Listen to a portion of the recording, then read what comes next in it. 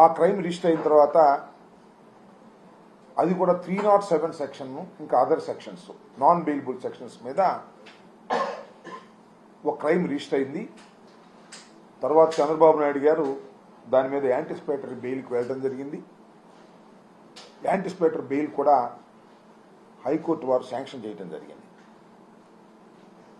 ఆ కేసు ఇన్వెస్టిగేషన్లో ఉన్నటువంటి దశ. ఇందులో ప్రభుత్వం మారింది.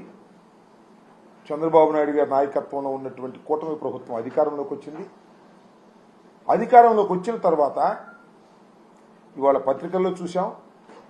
ఈ కేసు ఆ రోజున అంగళ్ళ మార్కెటింగ్ కమిటీ మాజీ చైర్మన్ డిఆర్ ఉమాపతి రెడ్డితో కంప్లైంట్ ఇవ్వడం జరిగింది. ఆయన కంప్లైంట్ ఇచ్చారు. ఈ కేసు ఏంటో కొద్దిగా పూర్వపురాలకు వెళ్తే చంద్రబాబు నాయుడు గారు ముదివేడు సమీపంలో 750 కోట్ల రూపాయలతో నిర్మిస్తున్నటువంటి ఒక రిజర్వాయర్కి సంబంధించినటువంటి అంశంలో ఆయన ఎన్జిటికి వెళ్ళి అక్కడ స్టే తీసుకొచ్చారు. దాన్ని సందర్శించాలి అనేటువంటి ఉద్దేశంతో ఆయన పెద్ద ఎత్తున నాయకుల్ని బలగాల్ని తీసుకుని వెళ్తున్నప్పుడు ఘర్షణ జరిగాయి. ఆ ఘర్షణ సందర్భంలో పోలీసుల్ని కొట్టేటటువంటి కార్యక్రమం చేశారు. వైఎస్ఆర్ కాంగ్రెస్ పార్టీ కార్యకర్తలను కొట్టేటటువంటి ప్రయత్నం చేశారు. ఒక పోలీస్ అధికారికి ఒక పోలీస్కి అధికారో లేకపోతే ఆయన కానిస్టేబుల్ ఆయనకు గాయం కూడా అయింది. వీటిని పురస్కరించుకొని అప్పుడు ఉమాపతి రెడ్డి గారు ఇచ్చినటువంటి కంప్లైంట్ని ఆధారంగా చేసుకొని 20 మంది మీద 307 మరియు ఇతర సెక్షన్స్తో కేసు నమోదు చేశారు. జనరల్గా కేసు నమోదు చేసిన తర్వాత దాని యొక్క న్యాచురల్ కోర్స్ ఏంటంటే ఇన్వెస్టిగేషన్ చేస్తారు. ఆ తర్వాత ఛార్జ్షీట్ ఫైల్ చేస్తారు. కోర్టులో విచారణ జరిగిన తర్వాత దానిలో వాస్తవాలు ఉంటే శిక్షిస్తారు, లేకపోతే లేదు. ఇది అందరికీ తెలిసినటువంటి ప్రొసీజర్. కానీ చంద్రబాబు నాయుడు గారికి అధికారం వచ్చిన తర్వాత ఆ పోలీస్ యంత్రాంగాన్ని దుర్వినియోగం చేసేటటువంటి కార్యక్రమంలో ఇవాళ ఈ ఉమాపతి రెడ్డి గారికి ఒక నోటీస్ సర్వ్ చేసి ఆయన ఇన్వెస్టిగేషన్కి సహకరించడం లేదు, వాస్తవాలు ఆయన చెప్పడం లేదు అని మీకేసి ఎత్తేస్తున్నాం అనేటువంటి ఒక నోటీస్ ఇచ్చేశారు. ఎంత దారుణం అండి ఇది!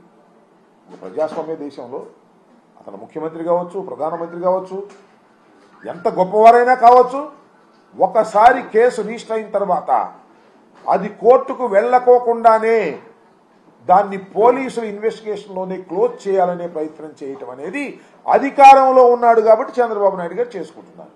ఈ ధర్మమేనా అని అడుగుతా ఉన్నా. రేపైనా ఇంతే కదా.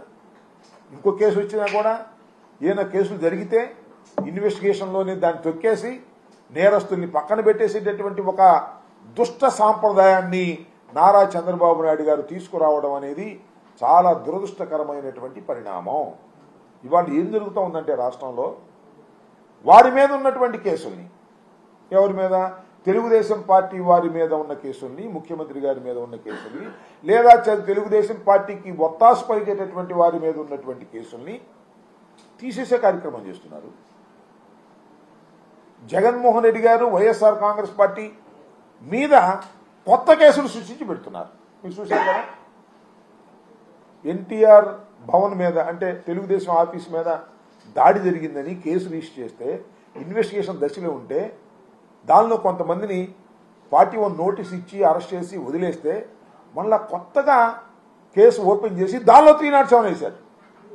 దానిలో 307 వేసి మళ్ళా కొత్త వారిని అరెస్ట్ చేయాలనేటువంటి ప్రయత్నం చేస్తే కొంతమంది అరెస్ట్ చేశారు, కొంతమంది బెయిల్కి వెళ్ళారు. ఈ విధంగా పోలీసుల్ని, పోలీసు వ్యవస్థని ఉపయోగించుకొని తెలుగుదేశం పార్టీ వారినేమో కేసుల నుంచి తప్పించేటటువంటి కార్యక్రమం, వైఎస్ఆర్ కాంగ్రెస్ పార్టీకి సంబంధించిన నాయకులనేమో కొత్త కేసులు పెట్టి వాటిలో ఇరికించి వాళ్ళని వేధించాలి అనేటువంటి కార్యక్రమం.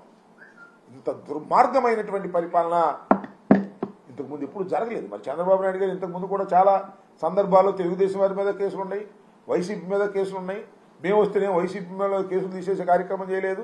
మేము చేసిందల్లా ఒకటి ఆ రోజున నారా చంద్రబాబు నాయుడు గారు అధికారంలో ఉన్నప్పుడు కాపు ఉద్యమంలో కాపుల మీద పెట్టినటువంటి కేసులన్నింటినీ కూడా ఒక జీవోతో తీసేశాం. ఒకే ఒక జీవోతో, ఒక పాలసీ మ్యాటర్గా తీసుకొని అంతే తప్ప తెలుగుదేశం పార్టీ టైంలో పెట్టిన కేసులన్నింటి మా మీద కూడా కేసులు పెట్టారు, ధర్నా కేసులు తీసేయలేదే. ఏమిటి అన్యాయం అంటున్నా? ఒక లా అండ్ ఆర్డర్ను మెయింటైన్ చేయాల్సినటువంటి ప్రభుత్వం తమ మీద కేసుని తీసేసుకోవడానికి అధికారం ఉపయోగించుకునేటువంటి పరిస్థితి చేస్తుందంటే నిజంగా చంద్రబాబు నాయుడు గారు ఏం చేయాలంటే, ఎస్ వైఎస్ఆర్ కాంగ్రెస్ పార్టీలో నా మీద కేసు పెట్టారు, ఇది ఫాల్స్ కేసు, దీన్ని కోర్టులో ఎదుర్కొంటాను, కోర్టులో ఎదుర్కొని కోర్టు నుంచి పునీతంగా బయటకు వస్తాను అని చెప్పాలి. కానీ పోలీస్ ఇన్వెస్టిగేషన్లోని అధికారులను అడ్డం పెట్టుకుని కేసులు తీసేసేటటువంటి కార్యక్రమం చేస్తున్నారంటే ఇది నిజంగా ఈ ప్రజాస్వామ్య దేశంలో ఎంత ఘోరంగా చంద్రబాబు నాయుడు గారు ప్రవర్తిస్తున్నారో ప్రజలు అర్థం చేసుకోవాలి, మేధావులు అర్థం చేసుకోవాలని కూడా ఈ సందర్భంగా నేను మనవి చేస్తున్నాను. చంద్రబాబు నాయుడు గారు ఆ రోజున ఎంత దారుణంగా ప్రవర్తించారో మీ అందరికీ గుర్తుండే ఉంటుంది. వెళ్ళి గలాట సృష్టించేటువంటి కార్యక్రమం చేస్తేనే తప్పనిసరి అయిన పరిస్థితుల్లోనే ఉమాపతి రెడ్డి గారు కంప్లైంట్ ఇస్తే పోలీసులు కేసు రిజిస్టర్ చేశారు. అదే పోలీసుల చేత కేసు విత్డ్రా చేయించుకునేటటువంటి దౌర్భాగ్యమైన పరిస్థితికి చంద్రబాబు నాయుడు గారు రావడం చాలా దురదృష్టకరం. దీన్ని మేము తీవ్రంగా ఖండిస్తున్నాం. ఇప్పటికైనా చంద్రబాబు నాయుడు గారు తనని కోర్టులో నిరూపించుకొని బయటికి రావాలి. ఇన్వెస్టిగేషన్లో అధికారాన్ని ఉపయోగించుకొని తప్పుకు పోతే అది సరైనటువంటి సాంప్రదాయం కాదని కూడా ఈ సందర్భంగా నేను చెప్పదలుచుకున్నాను. రెండో అంశం ఏంటంటే,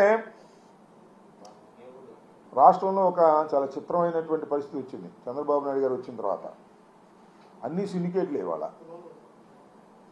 అసలు టెండర్లు ఉండవు, కాంపిటీషన్లు ఉండవు, ధరలు మాత్రం వాళ్ళు నిర్ణయిస్తారు, ఆ ధరలకే మనం కొనాలి, లేదు మనం అమ్ముకోవాలన్నా కూడా ఆ ధరలకే మనం అమ్ముకోవాలి. ఇలాంటి ఒక కొత్త పద్ధతిని చంద్రబాబు నాయుడు గారు తీసుకొచ్చారు. సరే, అది ఆయన పాత పద్ధతి ఇంతవరకు 2014 to 19 వరకు చేసినప్పుడు కూడా ఇదే పద్ధతిలో ఆయన చేశారు. చాలా దురదృష్టకరం. కేవలం 4 మాసాలు కూడా నిండల 4 మాసాలకే ప్రజా వ్యతిరేకత విపరీతంగా పెరిగిపోయినటువంటి పరిస్థితి కనిపిస్తా ఉన్నది. ప్రజలు ఎందుకు ఓటు వేశామా అని పశ్చాత్తాపడేటువంటి పరిస్థితి వచ్చింది. దీనికన్నా ఈ కూటమి ప్రభుత్వం కన్నా జగన్మోహన్ రెడ్డి గారి ప్రభుత్వమే చాలా చక్కగా పరిపాలన సాగింది. It is a better government అని ఇవాళ రియలైజ్ అవుతున్నటువంటి దశ. ఇసుక ఉచితంగా కాకపోయినా కనీసం జగన్ గారి టైంలో వాళ్ళ అనుకూలమైనటువంటి పత్రికలుగా చెప్పబడుతున్నటువంటి ఆ 2 పత్రికల్లోనే రాశారు. బ్రాంతి షాపుల విషయం కానీ ఇసుక కానీ ఆఫ్టర్ ఫెయిల్యూర్, ఇసుకలో ఏ విధంగా ఆఫ్టర్ ఫెయిల్యూర్ అయ్యారో రేపు నాణ్యమైనటువంటి మందులో కూడా ఆఫ్టర్ ఫెయిల్యూర్ కాబోతున్నారు అనే విషయాన్ని దయచేసి గుర్తుపెట్టుకోమని మనవి చేస్తున్నా. ఇసుక అనేది చాలా దారుణమైనటువంటి పరిస్థితుల్లోకి చేశారు. ఇసుక నేను మనవి చేస్తున్నా, మేము అధికారం దిగిపోయే సమయానికి స్టాక్ యార్డ్స్లో తీసుకొచ్చి పెట్టాం. ఎందుకంటే వర్షాకాలం వస్తుందని చెప్పేసి 80 లక్షల టన్నుల మెట్రిక్ టన్నుల ఇసుకని తీసుకొచ్చి స్టాక్స్లో పెడితే ప్రభుత్వం మారింది కదా, డేట్ రాగానే మళ్ళా చంద్రబాబు ప్రమాణ స్వీకారం చేసి లోపలే మొత్తం సగపైన అమ్మేసుకున్నారు. ఎవరంటే తెలుగుదేశం వాళ్ళే, అక్కడ గెలిచిన వాళ్ళ నాయకులు మొత్తం అమ్మేసుకున్నారు. మళ్ళీ మిగతాది కూడా సగం అమ్మేసుకున్నారు, మళ్ళీ మిగతాది కూడా అమ్మేసుకున్నారు. తర్వాత ఉచితంగా ఇవ్వాలనుకున్న సరుకులు సొంతంగా అమ్మేసుకుని డబ్బు చేసుకున్నటువంటి సందర్భం. మరిన్ని వీడియోస్ కోసం ఛానల్ ని సబ్స్క్రైబ్ చేయండి, లేటెస్ట్ అప్డేట్స్ కోసం వాట్సాప్ ఛానల్ ని ఫాలో చేయండి, అండ్ లింక్ డిస్క్రిప్షన్ లో ఉంది.